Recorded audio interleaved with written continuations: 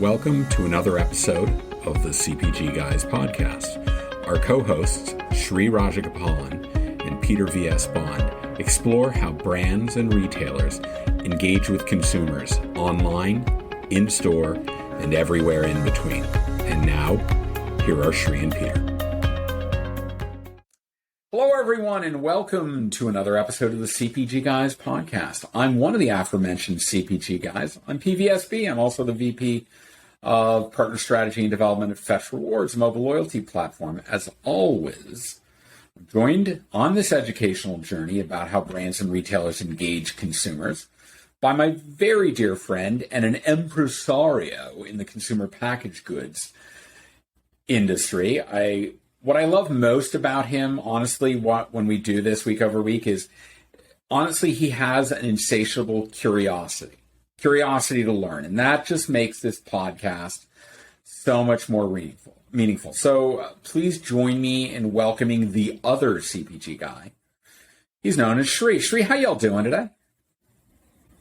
Mr. Man with the golden voice and the radio face, as said by Zara herself. It's a pleasure doing this week over week without you, insatiable curiosity.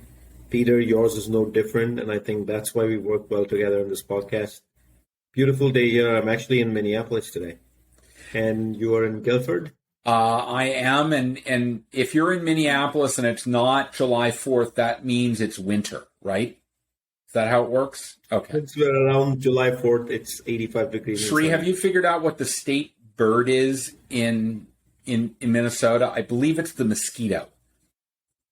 Yeah. Didn't know, but I will now. My curiosity will make me investigate. Yeah, it absolutely will.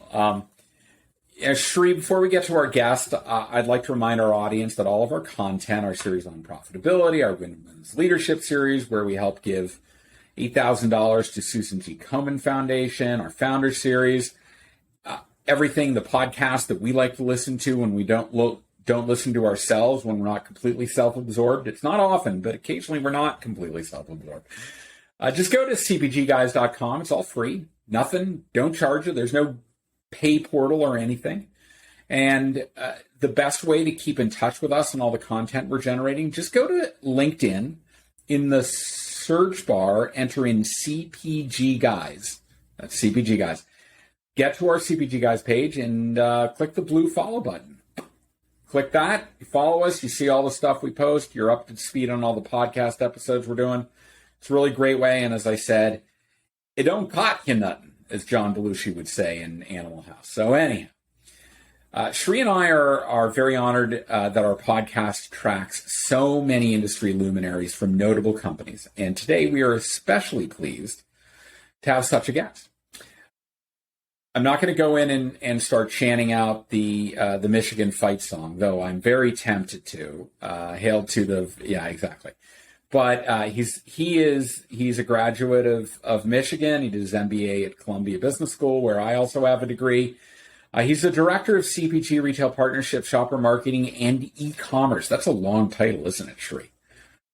That's a big one. He's got a lot of responsibilities at a tiny little social media company called Facebook. That's right, where he partners with. What is that, Peter? Like, is it a book and a face? A face and together? A book. Like, remember when you got to college and they'd hand you the Facebook and say, here are all the members of your class. Oh. That's where it came. Isn't that funny? That's actually where it came from. It was the Facebook.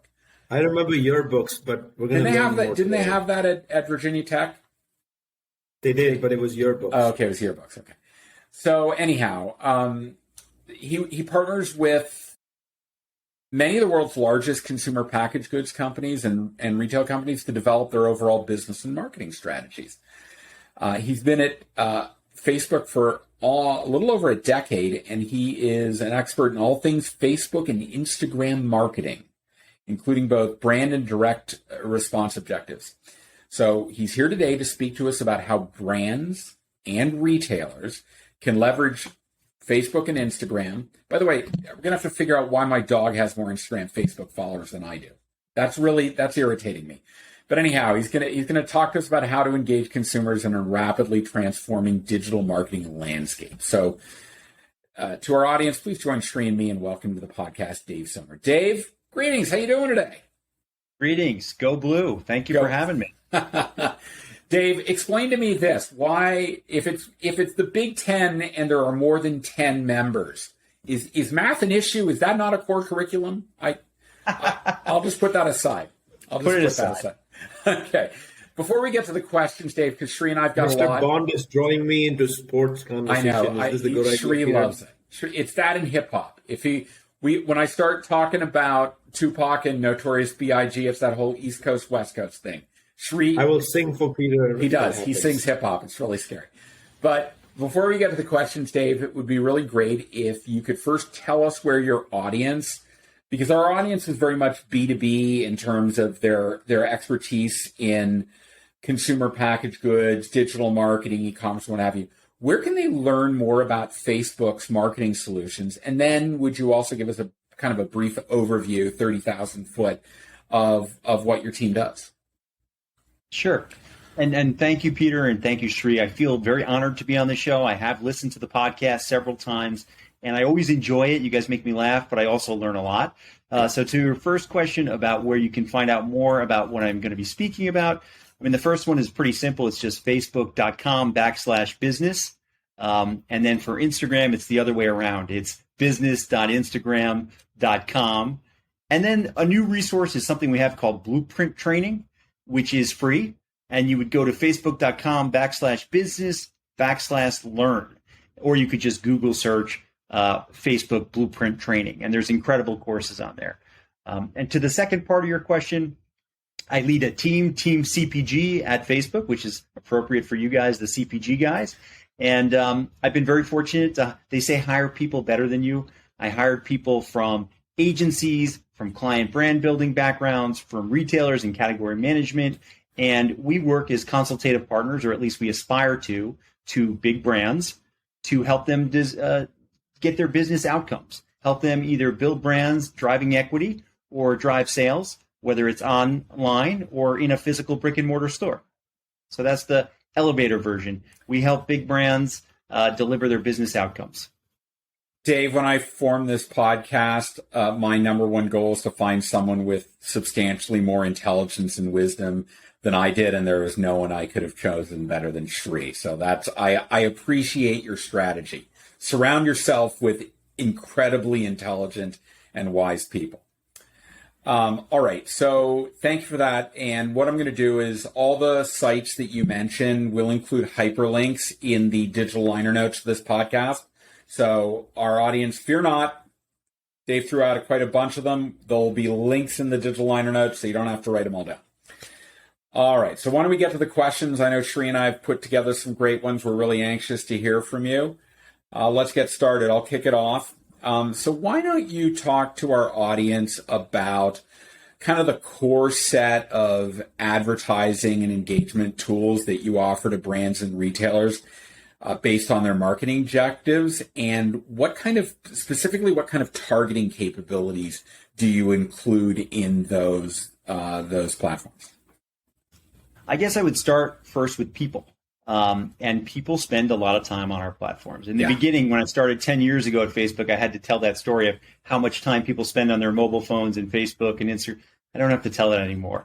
But it is a massive amount of people. Think 3 billion people, and there's 7.8 billion people in the world. So that's a lot of people to reach for marketers. And these people gain value by connecting with people and businesses they care about. And so for marketers, it's an opportunity to reach people and build brands and drive sales. And sometimes to simplify things, I talk about 4 buckets of measurement, and starting with the most basic. So media value, reach and frequency. How often do you want to reach somebody? If you think of Byron Sharp, he talks about physical and mental availability. So that ties in very well with media value. The next would be brand metrics. So if you ran a study that asked questions about purchase intent or brand preference, how would people answer those questions? The third would be sales lift. And when I started Facebook, we didn't have physical sales lift in brick and mortar stores. That was really the breakthrough, is when we were able to match who saw an ad on their mobile phone on Facebook or Instagram and who made a purchase in a physical store. That was kind of the breakthrough. And we did it with, at the time, it was a company called Datalogics. Now it's called Oracle Data Cloud, but Nielsen also has a solution. So that's sales lift. And the last I would say is marketing mix models, MMM, which is, for those who aren't familiar, most of your audience probably is, kind of a regression analysis to see which things work the hardest in your media. So we think about all of those, and we talk to our partners and we find out which ones they want to drive. Now, specifically, you asked about targeting. So this is kind of an interesting area. I mean, of course, we have a lot of information because people log in as their real selves. I log in as David Sommer to Facebook, as well as to Instagram. So you can do targeting based on demographic, gender, age, geography. But the interesting part, and I'll get into this a little bit more as we continue our conversation, and it's something I've had to learn and stretch my brain to learn about, is that very often it's best to let the machine decide who to serve the ad to. The machine, with all of these people taking actions all the time and different marketers trying to reach them, gets smarter and smarter. So one concept I'm going to continue to talk about throughout our discussion today is this idea of, yes, test, learn, and measure, but also open up the placements. So let ads run across Facebook, Instagram, eventually WhatsApp and other places, and also let the machine help with the targeting as well. And one of the things I'll just close with on your question about targeting is when people interview for a job at Facebook, I often say, you know what, try dog fooding, try the product out yourself. So create a little page. It could be Dave Sommer's dog walking service, and then go in and look at the targeting and see what you can do, because it's open to everybody. Anybody can see how you can target on Facebook. And even if you run $5 in ads or $2 in ads, you'll learn a lot. And so I found that to be very helpful for practitioners. Does that answer the question? It absolutely does, Dave. And Shri, when you get to Los Angeles, you can try targeting Yankees fans. I think you're going to be pretty lonely, but good luck. Good luck. You got it. You know, speaking of targeting, that's my question for you, David, which is, first of all, welcome to the show. It's a pleasure to have you and actually engage with a leader from Facebook on both the capabilities as well as your viewpoints on how a lot of this is going to play out in the CPG industry go forward. So my question really focuses on that very targeting. You know, our audience is obviously quite familiar with all of the changes that are taking place currently in the industry, with the ability to target consumers for digital media through cookies and through the latest Apple iOS, which was released less than 2 months ago. From your perspective, David, as a Facebook leader, especially for the industry that you are championing, which is consumer packaged goods, which relies significantly on targeted behavior, etc. What's changed or will be changing about the ability for a marketer like me to target content delivery on Facebook, Instagram, and all other social media platforms that you connect with, or other internet-based mechanisms you connect with? Yeah, it's a great question. And I think, you know, starting to already converse with you, Sri and Peter, I get the competitive spirit, whether it's Yankees, Dodgers, or anything else you guys are bringing up. So I'll get a little competitive too. Sure. You see one of our competitors or another tech company, Apple, and they're advertising, and it's very provocative. They show these commercials that show that personalization and advertising is a negative thing. I have to say that philosophically, we believe personalized content or things that are more relevant to people are better for people. And so that's one fundamental difference. But you are right. Apple's new operating system will make it harder for marketers to target people with relevant messaging. So we're working on a lot of different things. And what I would say to CPG CMOs or leaders who ask me about this question is that we're in it together. It is a big change in the industry. And I guess that's why you guys are asking me about it. And there is no easy solution. We're going to learn together. Things are going to change. So maybe it's direct response and we start to see a slightly lower rate in response rates. Or maybe it's brand building and we see slightly lower lifts in brand preference because the targeting has been diluted a little bit. I think the machine learning will get smarter and our solutions will continue to improve. I will say I feel fortunate. I think Facebook's well positioned in this environment. We do have a lot of our own first party data.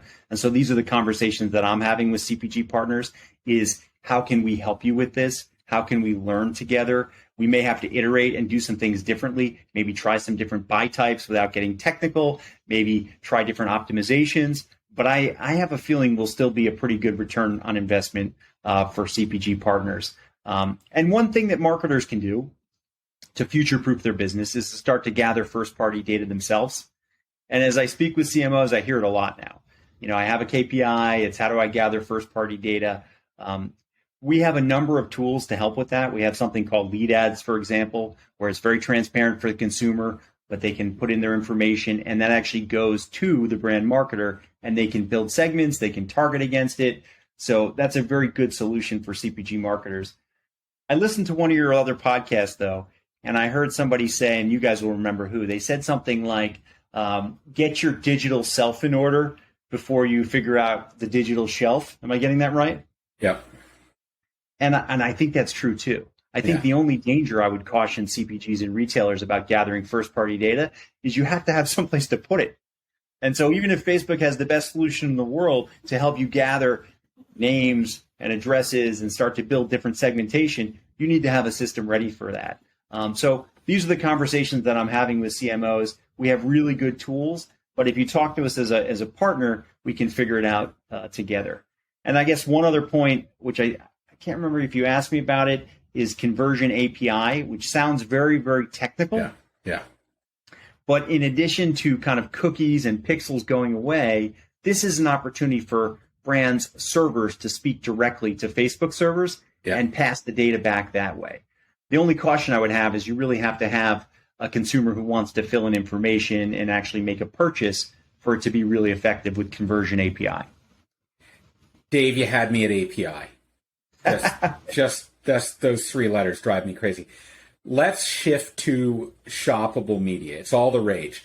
I'm going to tell you right now, anytime you put in the Instagram feed a golf shirt that Rodney Dangerfield would have worn in Caddyshack, and the kind of shirt that my wife wants to throw out the minute I bring it into the house, I'm all over that.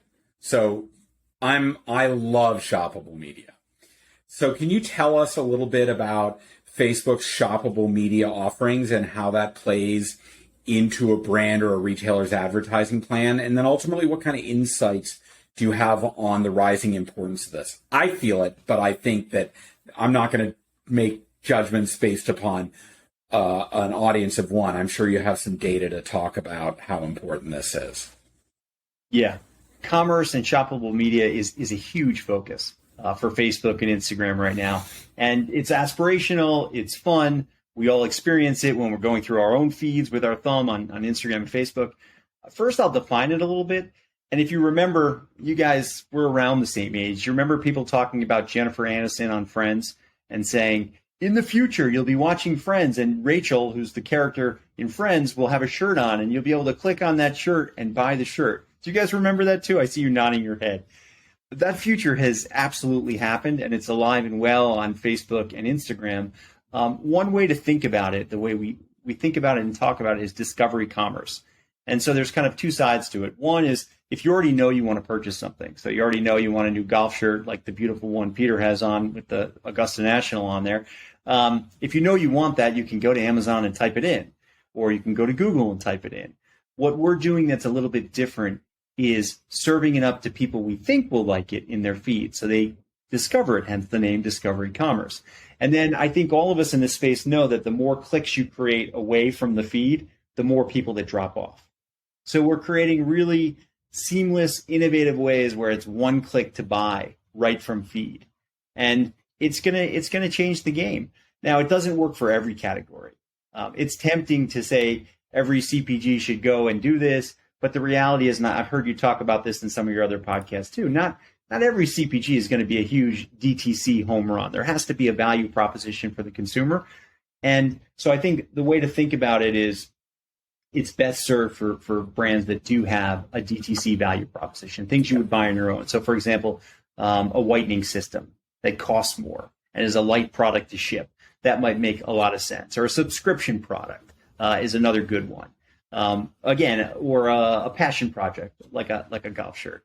So, but if I was running a CPG business, a big CPG business, I'd experiment with maybe 4 different flavors. One would be kind of retailers.com and having a strategy. Picture a spreadsheet where you've got 4 columns and you're testing these things out. Retailers.com, I would experiment with DTC. And then at Facebook and Instagram, we have something called collaborative marketing, which is shopper marketing with retailers, and it's relatively new. But with certain retailers, think of Chewy or Drizzly. Yeah. So if you're a pet food maker, you can actually target Chewy shoppers and drive to e-commerce, and then both the brand gets some of the data back as well as the retailer. So that's what I mean by that collaborative marketing. And then the last is what you really asked me about, which is innovation, which is shops, live shopping. Live shopping is when you basically have almost like an auctioneer talking about the product, like think of sneaker drops and the latest styles, or even influencer content integration. So anyway, my long way of saying, if I was in your shoes, one of your listeners, and I was running a big CPG business, I'd think about all four: retailer.com, direct to consumer, collaborative with retailers, and then kind of this innovation bucket, if that makes sense. Sri, he mentioned collaborative with Drizzly. Are you familiar with them? I'm just... There might have been somebody on this podcast who introduced me to drizzly.com. There might have been. Which I might be leveraging tonight, actually. Oh, very exciting. I wish we could have a martini together, or at least a beer. Some point we will, David. Once this COVID thing, which is coming to an end, hopefully, is actually over. So I'm going to jump into a slightly different area because Peter used the word API. One of the questions I'd ask you is, here on the show, when we use acronyms, we ask for the decomposition of the acronym. Now, obviously, Peter and I are familiar with what an API is, but David, could you take a second here and just decompose what an API is for our audience? Absolutely. So it's a way that two computers and two servers can speak to each other directly, as opposed to having a cookie have to identify who the computer is. It's a little bit of code. And I will say right now, these things are a little bit technical. So if you want to do conversion API, Peter said you had to be an API. If you want to do it, you need somebody technical to help you. But like a lot of things, I think there's going to be a real democratization of it. And I think we're going to see anybody who wants to be able to hook up their store online, so their .com store, and be able to pass back who clicked on the ad and who bought the product so that you can optimize and measure against it. Yeah. And Peter, I assume your love for API will continue in the future. So on that thread, Peter, I'm going to jump into experiential technology. How do you like that, Peter? I love it. So David, my question is, how is experiential technology intersecting with e-commerce on Facebook?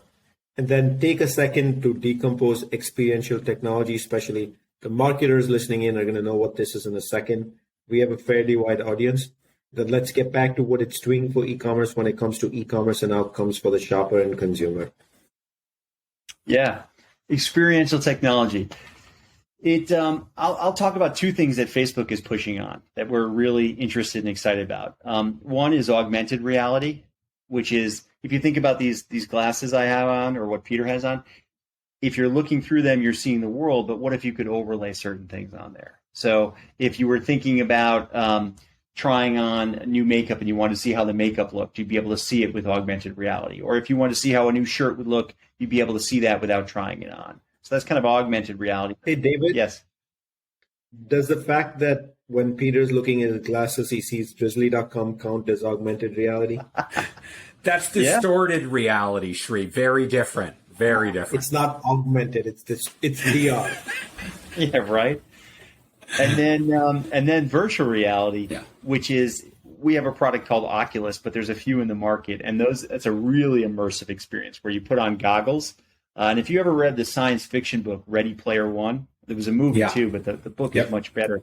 It talks about a world where when you want to go on vacation and you want to experience something that you don't need to get on a plane and fly for 12 hours, you can actually see it in the Oculus glasses. So these are two examples of experiential technology. And you alluded to it earlier. E-commerce has moved much more rapidly than we ever thought. It used to be a tiny percentage of CPG business, but now it's become a really significant part. And COVID, as you also alluded to, did that. I mean, when we talk about stats on the Facebook side, we say that the e-commerce business advanced 10 years in a year in e-commerce because of COVID and people trying it out. Okay, so you take augmented reality and you take the progression of e-commerce, you put those things together, and it makes a lot of sense. I mean, I have the beauty categories for Facebook, and all of these beauty companies, I alluded to it, they want to sell makeup, but people can't go to Sephora and Ulta as much and try it on.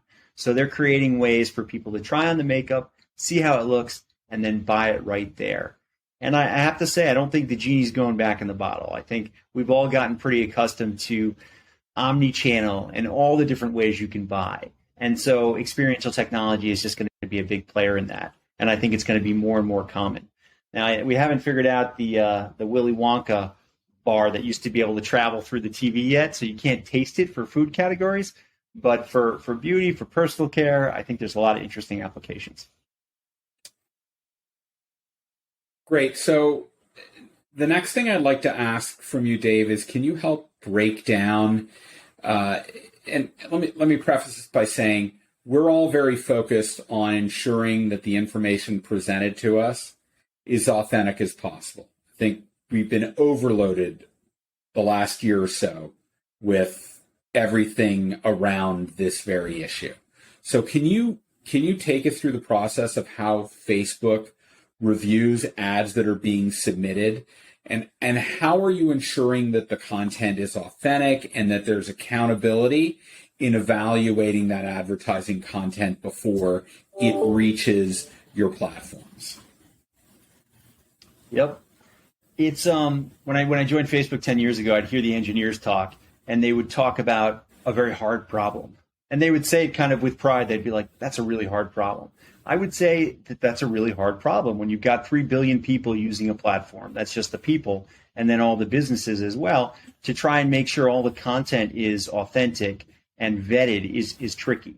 And one of the things that Zuck, that's what we call Mark Zuckerberg, one of the things that Zuck always says is he will throw as much resource as is productive at that problem.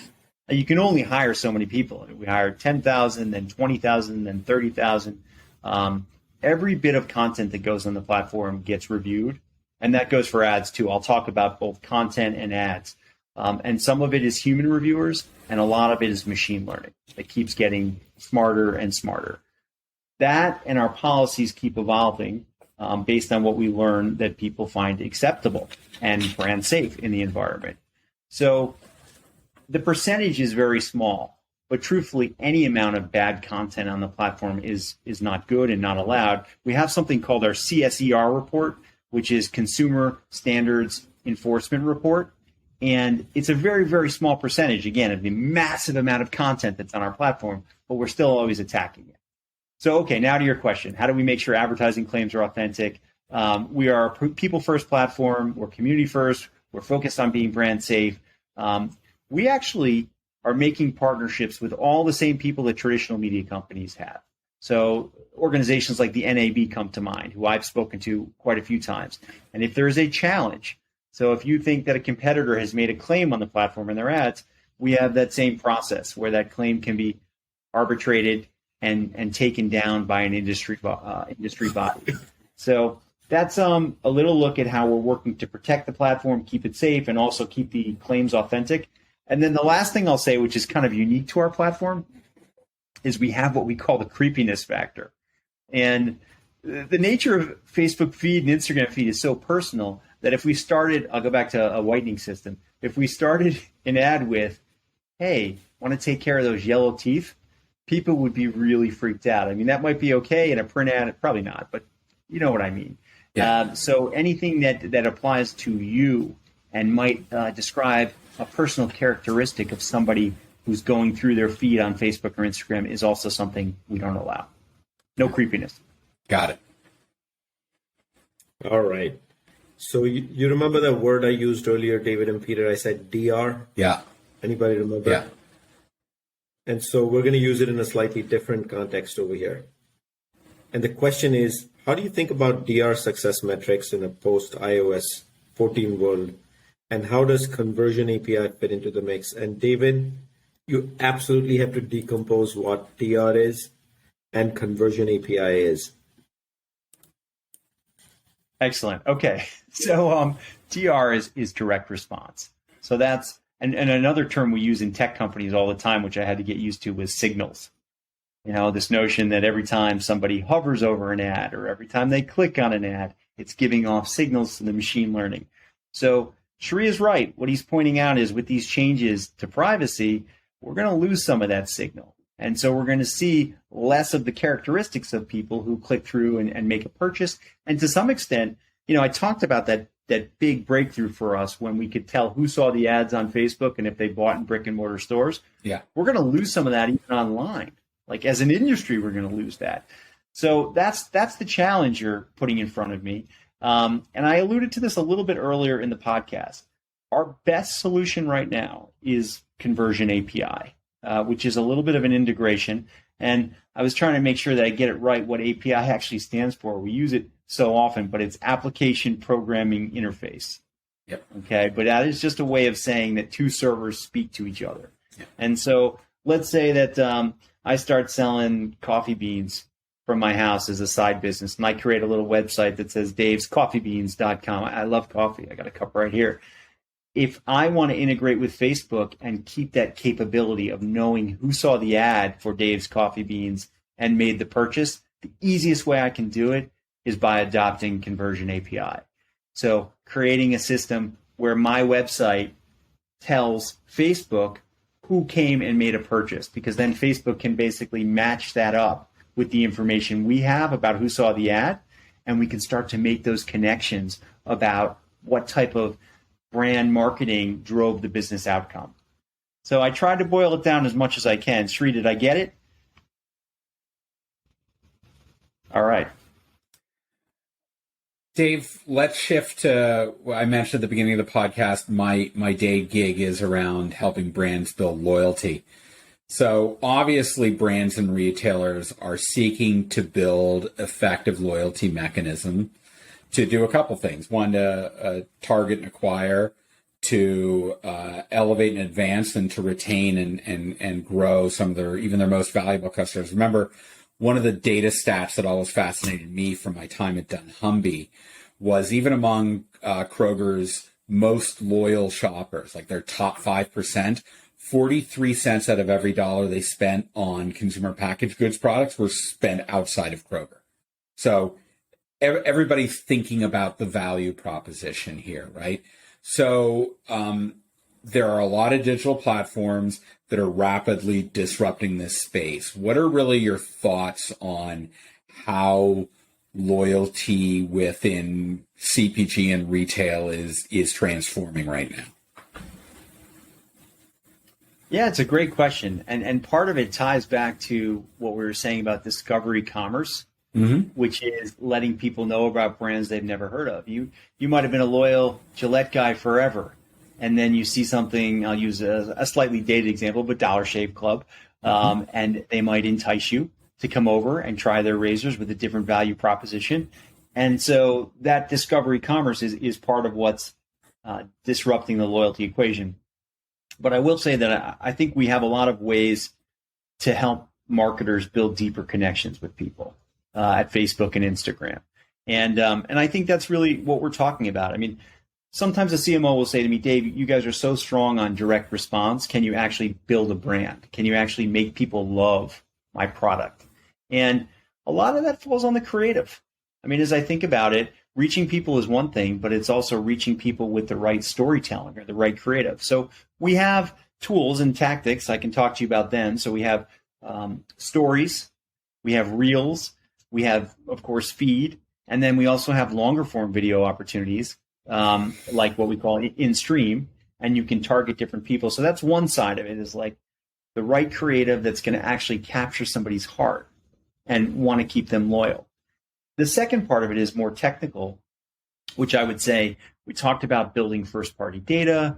There's a lot of ways on Facebook to start to gain more information and start to segment your consumers so that you can remarket to them across the whole life cycle of your products. And so that's a little bit more technical. So I would say the answer is kind of twofold. One is great creative, where you reach people, and that could be videos that capture the heart and mind. And it could be the second part, which is technical solutions that also allow you to remarket and target and segment people. And, I know there's a lot of other third-party companies that reach people on Facebook and Instagram too, and I think there's a big opportunity as well. So, Mr. Peter Bond, we're going to get to the question of the day because we're going to go into my day job. We're just competing about our day jobs now. First, it was loyalty. and mine is to keep a lens on the future of shopping. So for brands, retailers, the CPG ecosystem, what steps do you recommend they take now to future-proof themselves? Yeah, first of all, I know Peter is the loyalty master, so I felt a little silly talking about brand loyalty with him. So if I missed anything, feel free to chime in. Did I miss anything, Peter? No? Keep going? We other than the fact that Shri and I are devotees of IGTV, no, you got it covered. We do our weekly Fresh 4 news update in IGTV because we want the lasting SEO value. So we are big David, followers. Betcha you didn't know we had an Instagram channel. I'm going to check it out. I'm going to spend some time with it. I'll tell you, this whole experience of working with you guys on this has shown me how much I have to learn about podcasts too, and it's exciting. Yeah, very exciting. I'm enjoying this immensely. You can probably tell from the smile on my face. Good. All right, back to Sri's question about the future of shopping. It all goes back to the consumer. I mean, the three of us have been in this industry a long time, and I think it's tempting to say, oh, technology is going to lead us down a path and everybody's got to jump to direct to consumer. But I think really we have to understand the value proposition for the consumer and how they want to shop. And so I mentioned this a little bit earlier, but I would say test and learn. And again, play with I'm a big believer in setting up experiments. And that's part of what I love. And I believe the truth will set us free. So try all the different retailer.coms. Try Walmart.com and Target.com and Amazon.com and see what's working. Try what I was describing as collaborative marketing with .coms like Chewy or Drizzly, and try DTC. And then Peter asked me earlier about shoppable media and that being all the rage. I would say dip your feet in there. Why not? With small experiments, but always trying to find what's the right value proposition. Ask yourself, would I buy this product DTC? Ask yourself, would I buy this product if I saw somebody talking about it on a live show in my newsfeed on Facebook or Instagram? And I think let that guide you. And along the way, you'll learn a lot of things and you'll see what works and you'll get better and better. It also goes back to what I was saying about what we call dog fooding, which is another technology term, but I think it's been around now for a while. My dad actually was a Purina dog food salesman many years ago, and he said at their sales meeting they would actually dog food, and they would eat the dog food. They'd get so hyped up that this new product for dogs was so tasty. So I would say the same thing. Log in to facebook.com/business, try running some ads, see what you think. And then the last point on future-proofing your business, don't just gather first-party data for the sake of gathering it.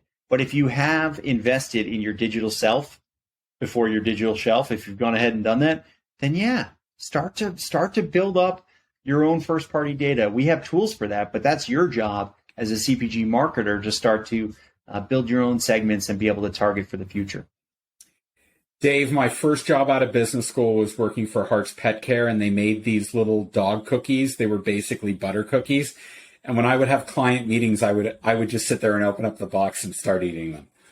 And it would always cause a controversy, and I loved it. So I love being a spectacle. I mean, that's got to be where the saying comes from, right? Dog fooding. It's used all the time in tech, but I think so. I think so. You know, I want to remind our audience that all of our content, our podcast is now on, I think, 40 plus platforms. It's on the the Amazon Alexa system, Google Home. You can just ask your virtual assistant to play CPG Guys podcast. We are, as we mentioned, we are on Instagram. We're obviously on LinkedIn. All of that content, everything we do, we have a list of podcasts that we listen to, as I mentioned, when we're not listening to ourselves. Just go to cpgguys.com, and we are an audience-driven podcast, which means your feedback helps dictate inviting on great people like Dave and the topics we cover. So just go to ratethispodcast.com/CPGguys and leave us some feedback. We listen to it. We are very, very interested in what you have to say, and we want our content to be reflective of what our audience is looking to do. Dave, thank you so much for joining us today. You have satisfied our request to teach people how the sausage is made and to educate them on where Facebook is helping brands and retailers engage with consumers. So thank you for that. Thank you. And I just want to say, it reminds me, my first job at Facebook was to be a client partner. I led the Procter & Gamble relationship globally for Facebook. And I was there in Cincinnati so often they called me a client friend. They changed my title. And I hope that I can be a client friend to you guys too, Sri and Peter, and any of the CPGs that are listening today, and be a trusted partner. I do believe the truth will set us free on these things. So if we don't do what's right for the business and for partners in this business, we won't last very long. So we're in it together. Amen to that. Amen. Sri, wow. They just keep getting better and better, don't they? These conversations we're having. This was just a phenomenal one. What'd you think? Two things stood out to me, Peter. We invented a new term, CF, client friend. Client friend, I like that. And I felt really cool telling the CPG leader at Facebook and Instagram that we actually have an Instagram account. And he didn't know. Yeah, but again, my dog has more followers than the CPG guys and you and me combined. So, oh, is that why he doesn't know? Maybe not as many as your daughter. All of a sudden, he had to bring objectivity to the conversation. I know. Well, your daughter puts all of us to shame. Helpful. She's got like the most followers I've ever seen. Well, but thank you, Sri. Thank you for joining. Thank you so much, Peter. David, it was a pleasure having you and decomposing Facebook for the CPG industry. And thank you also for meticulously taking time to decompose APIs for us, which I really appreciate. Yeah. So with that, I'll thank all our audience for joining us for this episode, and we look forward to you coming to us on the next episode of the CPG Guys podcast. Goodbye.